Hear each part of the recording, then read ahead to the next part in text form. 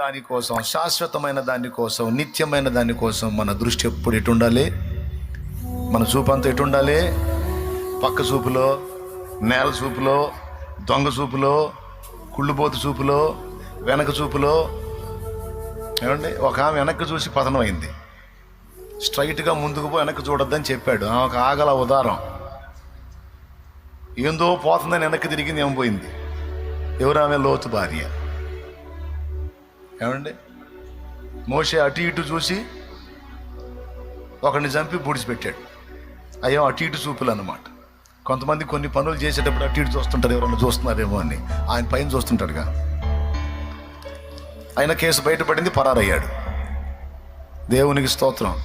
మోషే ఏమో అటు ఇటు చూపులు, లోతు భార్యదేమో వెనక చూపు. దావీదే మిద్దె మీదకి ఎక్కి కిందకు చూశాడు. దేవునికి స్తోత్రం. ఆయన మిద్దె మీదకి ఎక్కి పైకి చూడాల్సినాడు. అంతకుముందు ఎప్పుడు పైకి చూసేవాడు, ఆ రోజు ఎందుకో కిందకు చూశాడు. జీవితంలో సరిపోయినంత పాపం జరిగింది.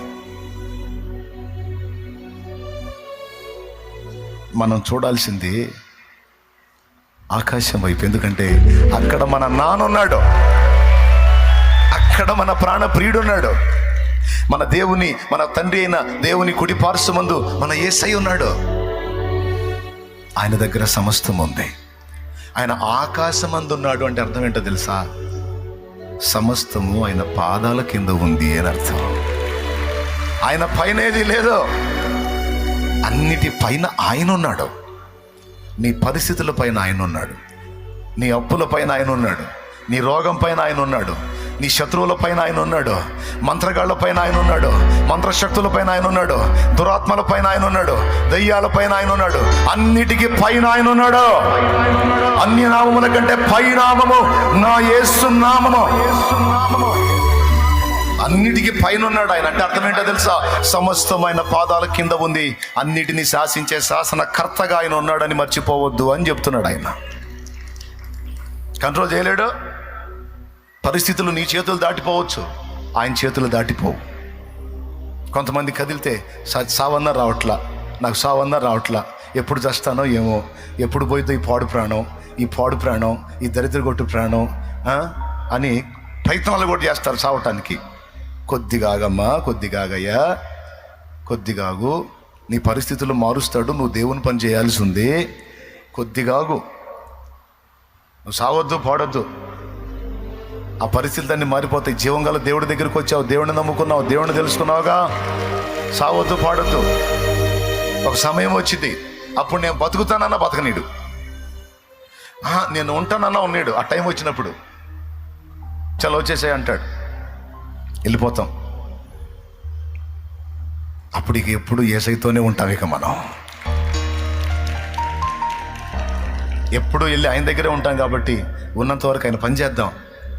ఉన్నా లేకపోయినా, తిన్నా తినకపోయినా, బాధ అయినా, వ్యాధి అయినా, శోధనైనా, అప్పైనా, నిందైనా, అవమానమైనా అవన్నీ ఒక పక్కకు పెట్టి ఆయన వైపు చూస్తూ, ఆయన వైపు చూస్తూ, పైన వాటిని వెతుకుతూ, నిరీక్షణతో నా ప్రభు వైపు చూస్తూ ముందుకు సాగిపోదాం.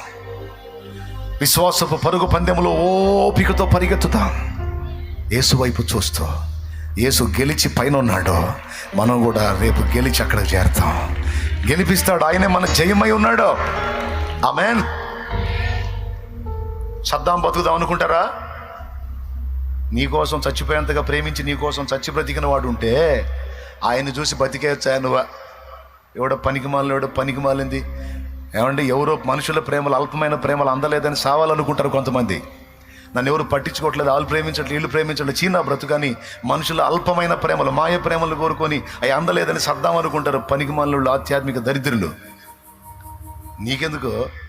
నిన్ను ప్రేమించి నీకోసం చచ్చి తిరిగి బ్రతికిన నా ప్రభు, చచ్చిపోయేంత ప్రేమించేవాడు నీకు తోడై ఉంటే, నా ప్రభు నీకు తోడై ఉంటే నువ్వు ఎందుకు కావాలి? అవసరం లేదా? సజీవుడు నిరంతరం నిన్ను గమనిస్తున్నాడు. నీకు తెలుసో తెలీదో, నువ్వు ఆయనతో వచ్చి మాట్లాడలేదు, కానీ నువ్వు ఎప్పుడన్నా వచ్చి ఆయన దగ్గర కూర్చొని మాట్లాడతావని గంపడాశతో ఎదురు చూస్తున్న ప్రేమామూర్తి ఆయన. నీకోసం రారాజు ఎదురు చూస్తున్నాడు. నీ బతుకు నువ్వు, మరి నా బతుకు నేను. కానీ మన కోసం, మన రాక కోసం, మన సహవాసం కోసం, మన సన్నిధి కోసం ఆయన సన్నిధి ఎదురు చూస్తుంది. ఎంత వాస్తవం చూడండి. నెత్తి మీద రూపాయి పెడితే దమ్మిడికి జలను బతుకులు మనవి. అలాంటి బతుకులు మనల కోసం ఆయన ఎదురు చూస్తున్నాడంట కూర్చొని. అంత ప్రేమ నువ్వంటే.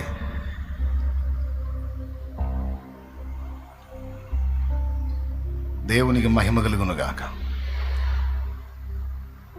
ఎటు చూద్దాం ప్రతి పరిస్థితికి, నిత్యమైన స్వాస్థ్యానికి ఎటు చూద్దాం, అక్షయమైన ఆహారానికి ఎటు చూద్దాం, వాడబారని కిరీటానికి ఎటు చూద్దాం, శాశ్వతమైన అనుబంధానికి ఎటు చూద్దాం, నిత్యమైన ప్రేమకి ఎటు చూద్దాం, నిత్యమైన కృపకి ఎటు చూద్దాం, నిత్యమైన వాత్సల్యానికి ఎటు చూద్దాం. ఇవన్నీ ఆయన దగ్గరే ఉన్నాయి. నిత్యమైన సంతోషానికి ఎటు చూద్దాం. ఖర్జూరపు చెట్టు ఎటు చూస్తుందో చూడండి. అలా చూస్తా ఉంది ఎప్పుడు, దాని కళ్ళు అలాగా పైన ఉంటాయి. శాలెమ్మని ఎట్టు చెప్పాడని రోడ్డు మీద పైకి చూసుకుంటూ పోయారు. దేవునికి స్తోత్రం. ఆయన వైపే చూద్దాం. దేవునికి మహిమ కలుగును గాక. ప్రియులారా, ఖర్జూరపు మట్టలు దేనికి వాడతారో తెలుసా? ఖర్జూరపు మట్టలు దేనికి వాడతారో తెలుసా? జయ సంకేతానికి వాడతారు. జయ జీవితానికి, జయ సంకేతానికి వాడతారు. యేసు ప్రభు సిలువలో ప్రాణం పెట్టడానికి ముందు యెరూషలేముకి వెళ్ళినప్పుడు ఆయన గాడిద మీద వెళ్ళినప్పుడు ఆయనకి స్వాగతం పలికిన వాళ్ళు ఏం తీసుకొని స్వాగతం పలికారో తెలుసా? ఖర్జూరపు మట్టలు చేత పట్టుకొని హోసన్నా జయమంటూ వాళ్ళు జయమును పాడారు.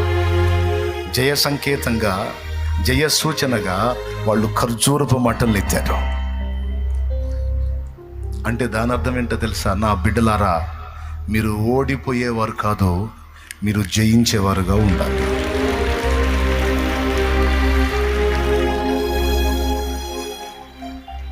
మీరు బలహీనులే కావచ్చు, నువ్వు బలహీనురాలువే కావచ్చు, నువ్వు బలహీనుడివే కావచ్చు, కానీ ఒక్కటి గుర్తుపెట్టుకో, నీవు నా యందు విశ్వాసం ఉంచి ఉన్నావు, నేను జయించి ఉన్నాను, నేను నీకు తోడై ఉన్నాను, నేనే నీకు జయమిస్తాను అంటాడు ఆయన.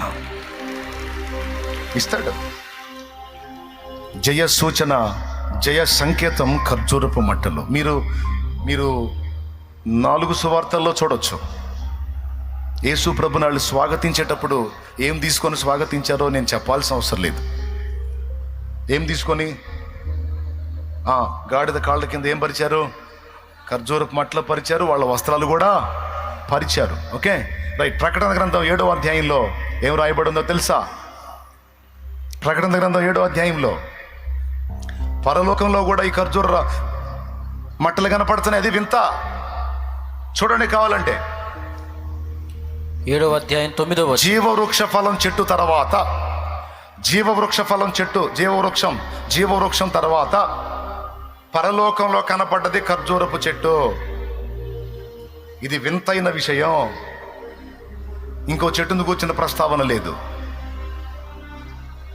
కావాలంటే చూడండి, ప్రకటన గ్రంథము 7వ అధ్యాయము 9వ వచనం ఆఖరి లైన్. వారు తెల్లని వస్త్రములు ధరించుకున్న వారై ఖర్జూరపు మట్టలు చేత పట్టుకొని సింహాసనం ఎదుటను గొర్రెపిల్ల ఎదుటను నిలువబడి సింహాసనాసీనుడైన మా దేవునికిని గొర్రెపిల్లకును మా రక్షణకై స్తోత్రమని మహాశబ్దముతో ఎలుగెత్తి చెప్పిరి. దేవునికి స్తోత్రం కలుగును గాక. ఎంత ఆశ్చర్యకరమైన విషయం అండి. సింహాసనాసీనుడైన వానికిని గొర్రెపిల్లకును మా రక్షణకై స్తోత్రమని ఈ జయించిన వాళ్ళు, జయ జీవితాన్ని పొంది సింహాసనం ముందుకు వెళ్ళినటువంటి వీళ్ళు, ఎవడునో లెక్కింపజాలని గొప్ప సమూహము, ప్రతి జనములో నుండి, ఆయా భాషలో మాట్లాడు వారిలో నుండి, ప్రతి వంశములో నుండి ఎవడునో లెక్కింపజాలని గొప్ప సమూహము, వాళ్ళ చేతులందరి చేతుల్లో ఖర్జూరపు మట్టలు ఉన్నాయట.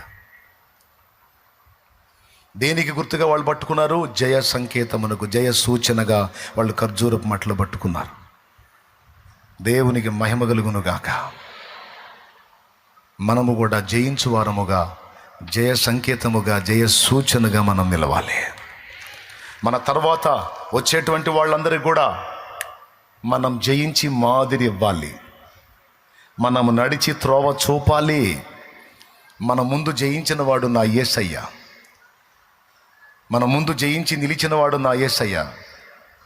ఆయన వెనువెంట పరిశుద్ధులమైన మనం కూడా జయ జీవితాన్ని అనుభవిస్తూ మన తర్వాత వచ్చే వాళ్ళందరికీ మనం జయ సంకేతాలుగా, జయ సూచనలుగా నిలవాలి అని చూపిస్తున్నాడు.